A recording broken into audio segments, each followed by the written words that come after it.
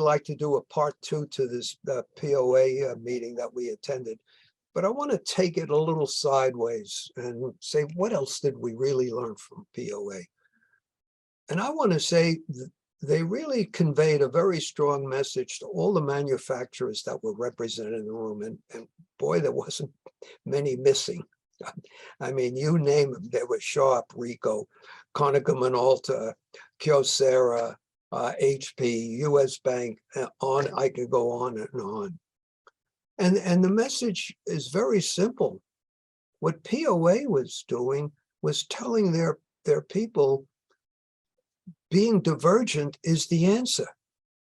Selling telephony, selling IT services, doing a better job at it, selling production print. It's all beyond the normal MFP business. And I think that's fundamentally the way to do it. It is dealers educating the industry on how to do it. And I know that we've talked to manufacturers about doing that. And some have asked us, and CJ and I always say the same thing, get more dealers involved in terms of presentation. You have people that are exceeding the expectations in the area of IT services, in the area of production print. Use them as teachers and what benefit they're deriving from their diversification. That message will sell a lot better. Now, before I get carried away here and don't get, we get back,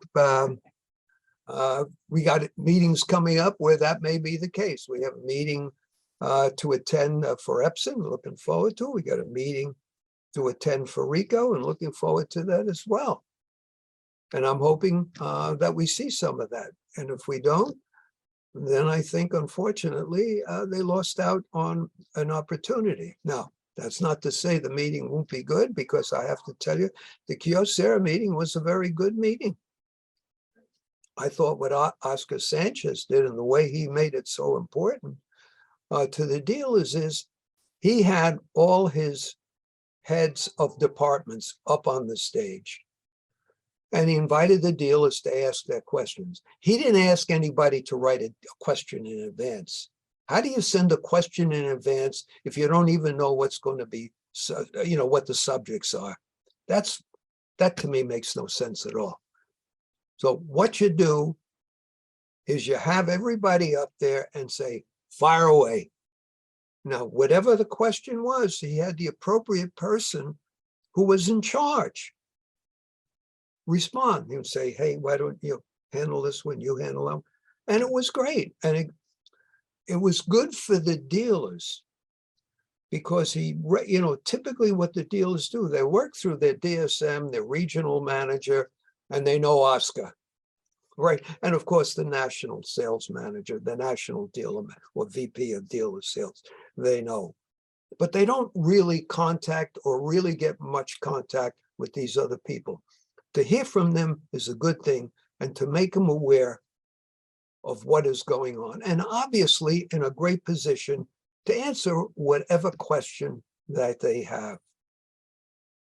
And I think that says it all. And what Doug did, I thought, was telling those people, telling those manufacturers, or really showing, I shouldn't say telling, he wasn't telling, he was showing them the way they do it. And I would love to see more manufacturers take that road, because we've got to do more to get dealers to pay attention to diversification. That has got to be the theme for this year. And I'm hoping, and I'm really hoping, that everybody understands that and starts paying attention to it.